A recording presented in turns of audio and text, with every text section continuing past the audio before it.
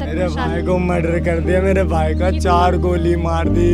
किसने मारी है? उमेश नाम है एक औरत ने और उसके बेटे ने जतिन ने। पुलिस ने भी कोई कार्रवाई नहीं की? कुछ कार्रवाई नहीं कर रहे। इनके पास रिकॉर्डिंग है पूरी फुटेज की, वहाँ पे कैमरे लगे हर कोने पे, उसकी पूरी फुटेज है, वो दे नहीं रहे हमको। मम्मी को भी मारा, सर पे रोड मारी, बहन को भी मारा, मार दिया। मेरे भाई को होली के दिन मारा है, आज बॉडी मिली हमको।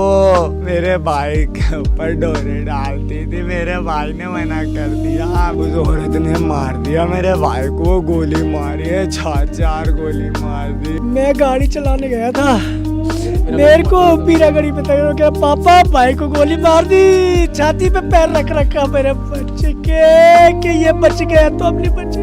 बाबूजी जब तक ये नहीं बने आप गिरफ्तार होंगे, जब तक मेरे बच्चे को इंसाफ दिला दो, बस इनको फांसी दिला दो जिन्होंने मेरे बच्चे को मारा। मेरा बच्चा किसी कुछ नहीं कहता था, कुछ भी नहीं कहता था।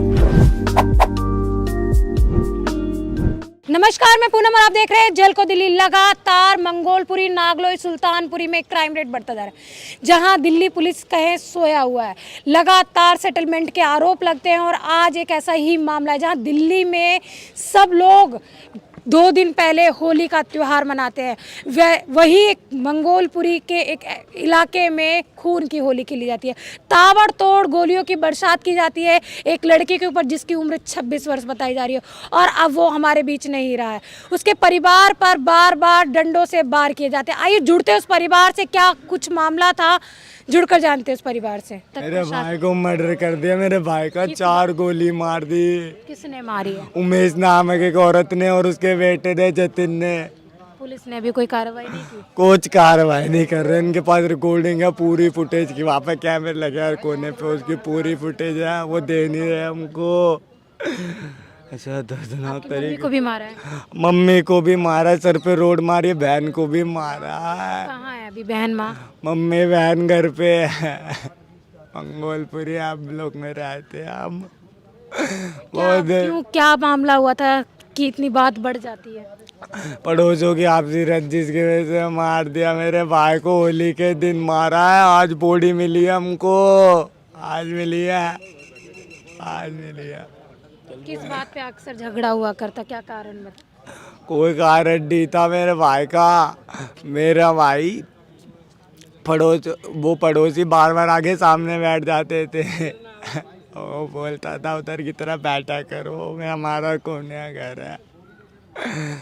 उस औरत ने मार दिया मेरे भाई को, गोली मारी है, 4 गोली मार दी। औरत ने गोली मारी है? उसके लड़के ने, उनके पूरे परिवार ने, 12 से भी जनों ने, पढ़ते जनों ने मारा मेरे भाई को। देखने तो पुलिस कुछ नहीं कर रही। कई लोग ये बता रहे हैं वो आपके फर्स्ट फ्लोर पे रहते थे, आप सेकंड फ्लोर पे रहते हैं? हम फर्स्ट फ्लोर पे रहते थे, वो ग्राउंड फ्लोर पे रहते थे। उस औरत को हमने एक फ्लोर फेंका था।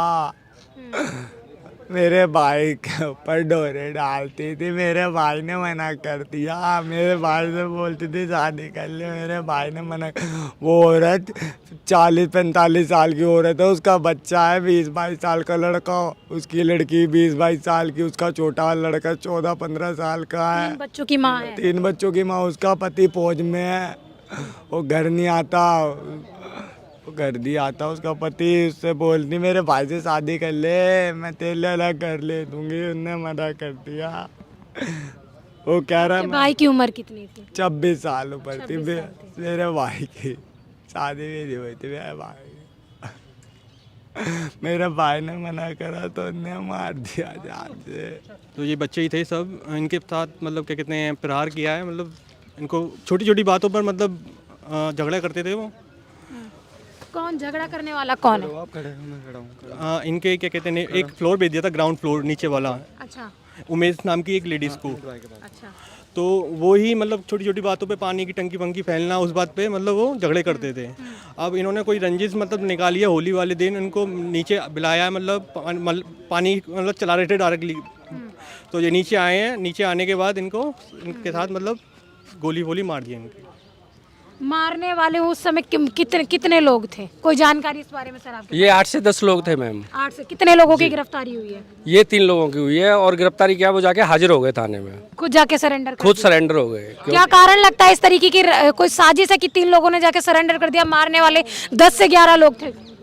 जी, ये इसलिए किया है इन्होंने कि अगर हम वहाँ नहीं होंगे तो पुलिस हमें परेशान करेगी, सभी रिश्तेदारों को परेशान करेगी। तो ये खुद जाके वहाँ हाजिर हो गए हैं। अच्छा, जी, कितनी राउंड फायरिंग की हुई है? 4 राउंड। 4 राउंड। तो और जो जिसने फायरिंग की है वो पकड़ा गया है? वो नहीं पकड़ा गया मैम। जी नहीं मैम। कौन कौन पकड़ा गया है?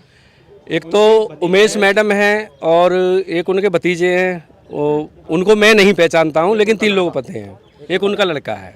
देखिए, जिन्होंने फायरिंग की वो मौके से फरार है। उमेश नाम की महिला जो इनके फर्स्ट ग्राउंड फ्लोर पर रहती थी, ये फर्स्ट फ्लोर पर रहते थे, और बता रहे हैं कि इसमें ये कहा जा रहा है उमेश नाम की जो महिला है, जो मृतक है, जो 26 साल का है, उससे जबरन शादी भी करना चाहती थी। ऐसे में जब शादी के लिए मना किया जाता है, जो अभी इस समय हमारे बीच नहीं रहा, उस पर फायरिंग की जाती है। 4 राउंड फायरिंग होती है। कहाँ कहाँ गोली लगी थी, कोई जानकारी है? मैम, एक छाती में लगी है, एक कंधे पे लगी है और एक कनपट्टी पे लगी। वो दरअसल जो लड़का एक्सपायर हो गया है, जिसको गोली मार करके हत्या कर दिया है, विनोद, मैं विनोद नाम से जानता हूँ। मैं छोटे भाई की तरफ से मानता था और मेरी बहुत रिस्पेक्ट करता था। अक्सर वो मुझे एक बात बताता था कि भाई मुझे ना एक औरत ना आए दिन दबाव बना रही है शादी करने का। मैंने कहा तू पिंड छुड़ा उससे भाई, औरतों का तो ऐसी राग हूँ मैं। उसने कहा यार मैं कैसे छुड़ाऊँ भैया, आए दिन मुझे ना 76 लगाने का आरोप लगाती है कि तुझे 76 में बंद करवा दूंगी और तेरे छोटे वाले भाई को भी फंसा दूंगी।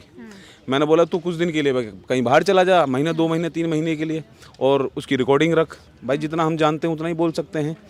तो कल हमने यूट्यूब पे मैं खोलने बैठा था, तो यूट्यूब पे मैंने देखा तो सबसे पहले खबर वही आ रखी थी, मंगोलपुरी वाली।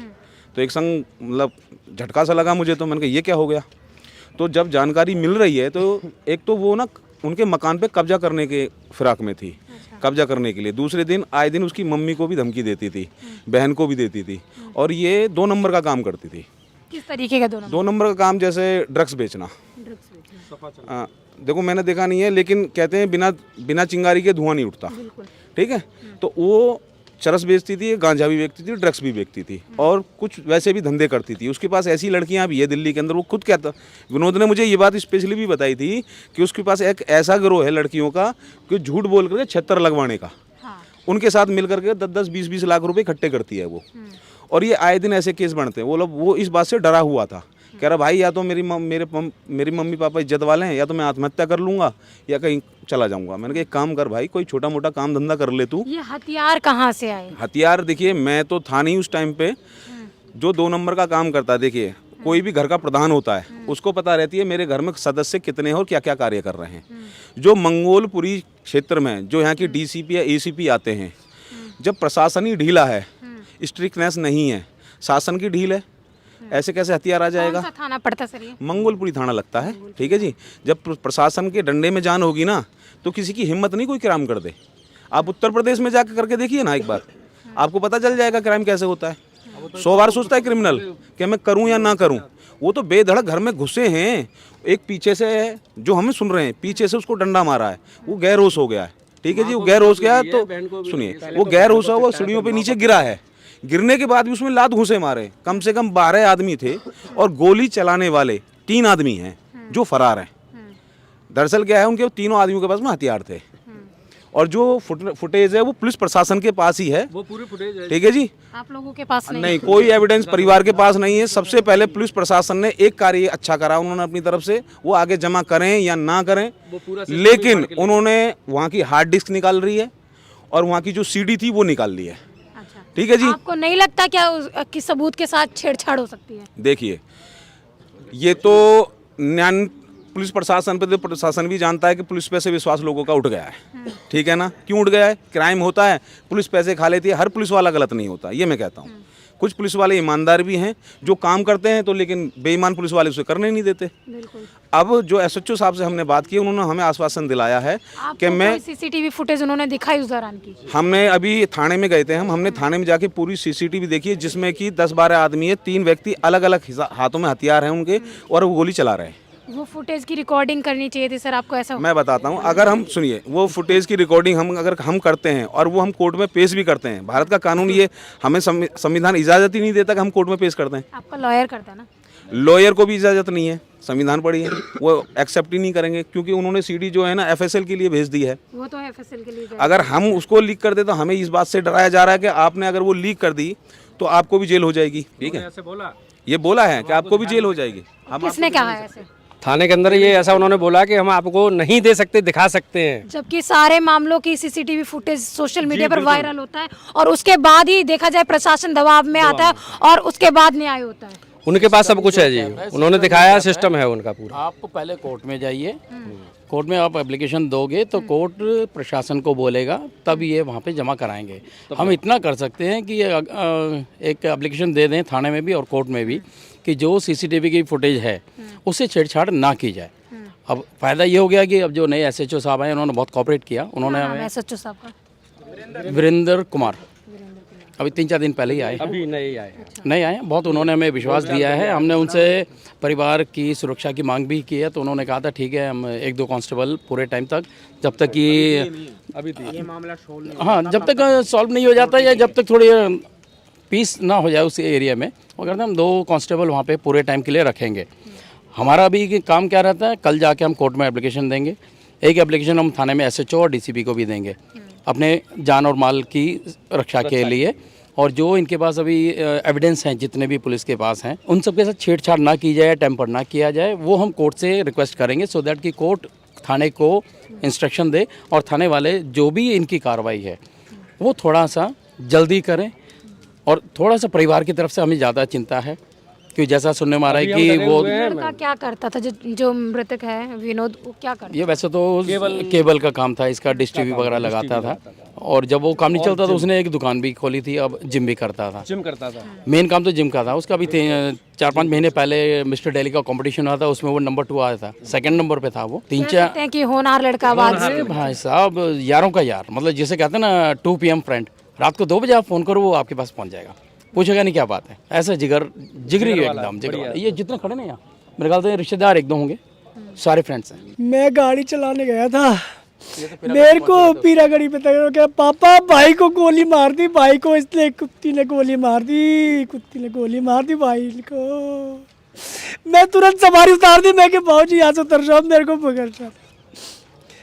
तुरंत गोली मार दी भाई को गोली मार दी, छाती पे पैर रख रखा मेरे बच्चे के ये बच गया तो हम नहीं बचेंगे। मेरा बेटा इतना शेर था, मेरा बेटा इतना शेर था, आया है मैडम, मेरा बेटा शेर था।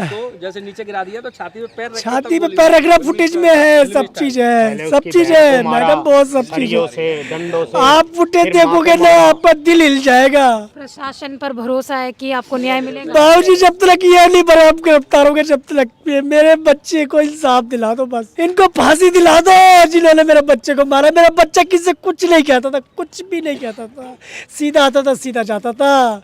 उसके कैमरे में तक में देख लो, उसके खुद के कैमरे लगे हुए हैं, उसके खुद के कैमरे देख लो, सीधा आता था सीधा जाता था। गली वाले बाद में उठते थे, पहले मैं उठता था, सबसे पहले मैं भोले को चल चढ़ा देता, तो मैंने अपना बेटा चढ़ा दिया, उस भोले में मैंने बेटा चढ़ा दिया आज अपना। उस औरत को फांसी दिला दो बस, वो है जो है मास्टरमाइंड है वो। पहले जो है इनकी बहन का नाम है शिवानी, और वो ऊपर से नीचे आई तो पहले उनको घेरा और उनको सरिये से मार पिटाई की, सर में मारे सरिये और कमर में और पैरों में।